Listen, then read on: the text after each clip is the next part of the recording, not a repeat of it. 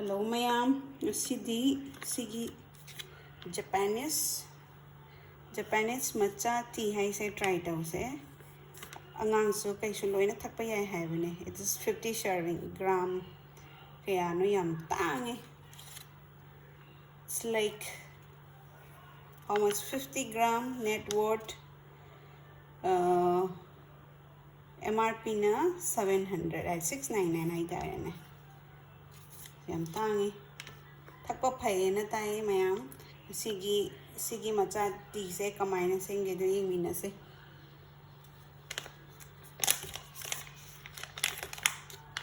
oh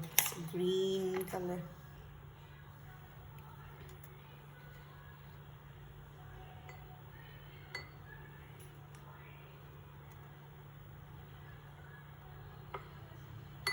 angang di cha se pithak te dana ko jo sigi thakpa yai na tai duna semaga pithakke han bada ising asabane khaji katang han hairaga paste sem doine sise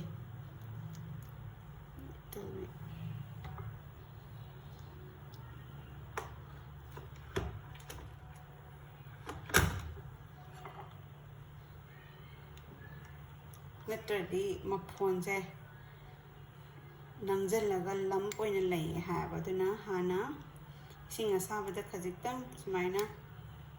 paste oi adagi kitang langtak tawna sembiro aduga isinga hapaga dum thakke su yare natragana sangom asaba boil oiba nataba warm oiba dum hapaga thakpa yare thumba pamba mina sugar dum hapiro honey hapke su yai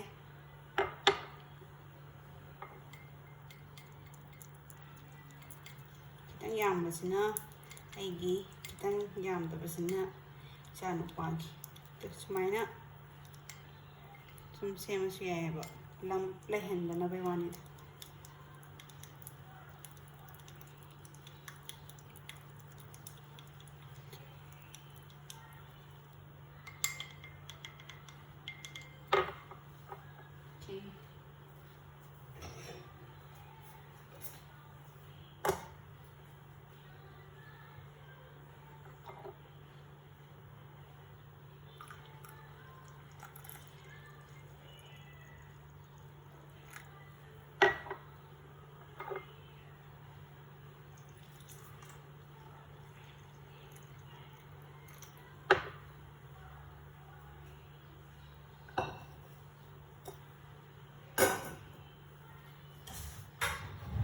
Sini sen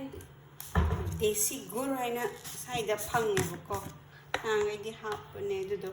asidi leitre loigre duna refined sugar haina khara hapage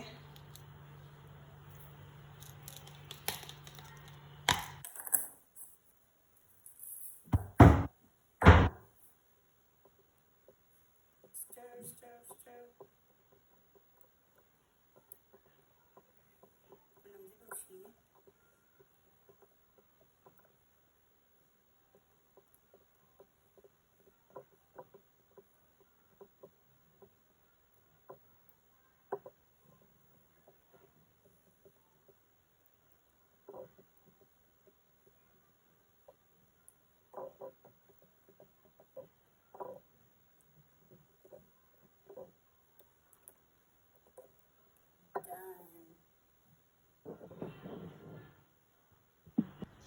So now you can enjoy this matcha tea with biscuit and some badam duga with this view. This is my garden.